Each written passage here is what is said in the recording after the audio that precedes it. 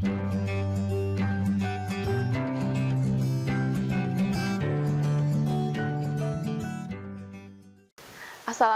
warahmatullahi wabarakatuh. Bertemu kembali dengan saya, Reza Rezdiana, dalam pembelajaran IPA kelas 9. Nah, hari ini kita akan belajar mengenai sifat-sifat bahan dan struktur penyusunnya. Nah, kita kenali dari jenis bahan. Nah, ada berbagai bahan yang dapat menyusun benda-benda di sekitar kita. Yang pertama dari tali, lalu dari kain, kertas, plastik, kayu, karet, kaca, batu, dan logam. Nah, bahan dari tali atau tambang adalah gabungan dari beberapa contoh dari benang. Nah, contohnya adalah tambang plastik dan tambang nilon. Nah, sifat tali ini lentur sehingga mudah untuk dibuat simpul dan kuat, tidak mudah putus. Nah, penyusun bahan pada tali atau tambang terdiri dari benang dan serat. Nah, serat bisa berasal dari serat alami maupun serat buatan. Nah, serat alami ini dapat diambil dari tumbuhan ataupun dari hewan. Nah, serat adalah jaringan serupa benang atau pita panjang yang berasal dari hewan atau tumbuhan. Nah, serat digunakan untuk membuat kertas, tekstil, dan tali. Nah, sifat serat yaitu tidak kaku dan mudah terbakar.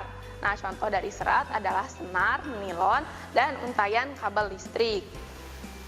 Nah, jenis serat. Nah, serat yang berasal dari hewan, contohnya berasal dari wol bulu domba, serat sutra yang dihasilkan dari ulat sutra. Sedangkan yang berasal dari tumbuhan, misalnya serat nanas, serat kapas, serat buah pisang, serat rami, dan lainnya.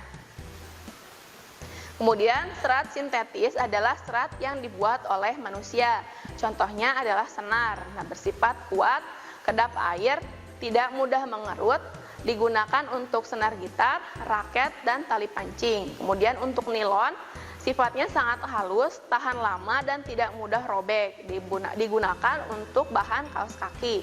Kemudian untuk serat polister digunakan terbuat dari minyak bumi.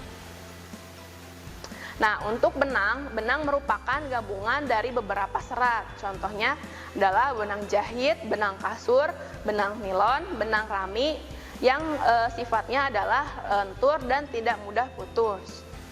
Kemudian kain. Kain terbuat dari benang yang telah dianyam atau ditenun menjadi kain. Kain dinamai sesuai dengan bahan yang digunakan seperti kain wol, kain sutra, atau kain nilon.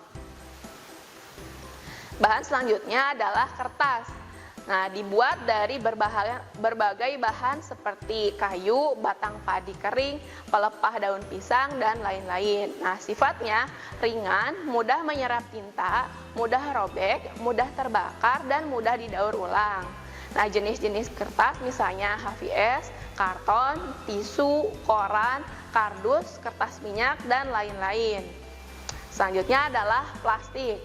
Plastik berasal dari hasil pengolahan minyak bumi. Contohnya adalah akrilik, PVC, polister, polietiren, poliprenol, dan lain-lain. Nah, sifatnya tidak menyerap air, tidak mudah pecah, ringan, dan tidak berkarat. Mudah dibentuk serta tidak menghantarkan arus listrik. Nah, bahan selanjutnya adalah kayu. Kayu memiliki sifat tidak menghantarkan panas, mudah dibentuk dan dihaluskan. Nah, kayu sering digunakan untuk membuat peralatan rumah tangga. Nah, seperti bahan-bahan perabot rumah atau peralatan rumah lainnya. Nah, kekuatan kayu dipengaruhi oleh umur pohonnya. Bahan selanjutnya adalah karet. Nah, berasal dari olahan getah pohon karet yang diambil dan dengan cara disadap pada batangnya. Sifat karet adalah lentur, kenyal, tidak menghantarkan listrik dan panas, kuat, tahan lama, dan mudah dibentuk. Nah, banyak digunakan dalam pembuatan sepatu, bola, ataupun menghapus.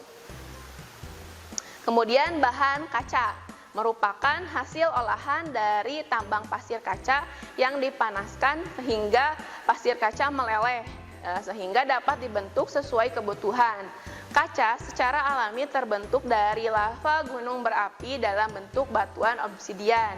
Nah, sifat dari kaca ini tembus pandang, mudah dibentuk, mudah pecah, dan berwarna bening.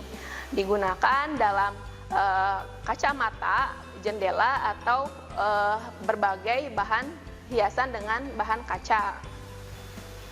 Selanjutnya, bahan yang terbuat dari batu. Nah, sering digunakan sebagai bahan bangunan, perabotan dapur, lantai, dan juga hiasan dinding. Nah, sifat dari batu ini adalah keras, kuat, dan tahan panas. Kemudian bahan logam. Nah, adalah barang tambang yang diperoleh dari dalam bumi. Contohnya emas, perak, besi, aluminium, dan tembaga. Logam memiliki sifat yang bermacam-macam sesuai dengan penyusunnya. Misalnya, logam aluminium berdaya hantar panas yang baik, sedangkan logam tembaga menghantarkan listrik dengan baik. Nah, besi merupakan logam yang kuat dan kokoh. Sedangkan emas dan perak memiliki nilai dan sifat yang tidak berkarat. Nah, demikianlah penjelasan mengenai sifat dan bahan zat. Terima kasih atas perhatiannya. Wassalamualaikum warahmatullahi wabarakatuh. Kunjungi sosial media lainnya seperti website kami di pkbmalkata.com, Facebook PKB Malkata Mananjaya, Instagram PKB Malkata _official. Dan terima kasih telah klik video ini. Jangan lupa like, comment, share, and subscribe untuk menunjukkan dukungan kamu terhadap channel ini. Enjoy the video, PKB Malkata.